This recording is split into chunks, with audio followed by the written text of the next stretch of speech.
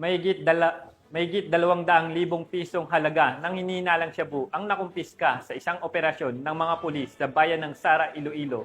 Narito ang ulat ni Patrolwoman Glidel Astrologo.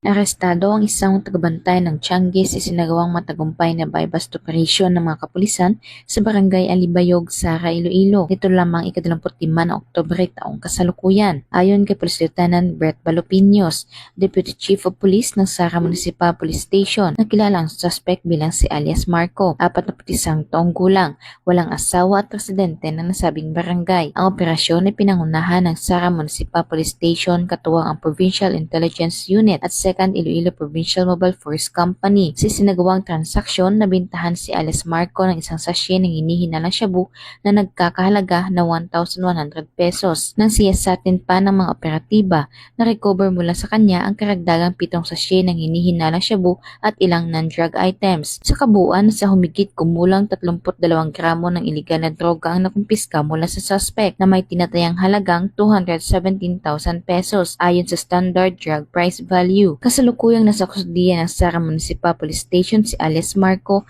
para sa tamang disposisyon at sasampahan ng kasong paglabag sa Republic Act 9165 o ang Comprehensive Dangerous Drugs Act of 2002. Patuloy naman ang panawagan ng kapulisan sa publiko na makipagtulungan sa kanilang kampanya kontra iligal na droga upang mapanatili ang katahimikan at kaayusan sa probinsya ng Iloilo, alinsunod sa isinusulong ng Pambansang Pulisya na bagong PNP para sa bagong Pilipinas, serbisyong mabilis, tapat at nararamdaman. Mula dito sa Police Regional Office 6, ako ang inyong Police News Network Correspondent, Patrolwoman Glidel Astrologo, alagad ng batas, tagataguyod ng balitang pulis.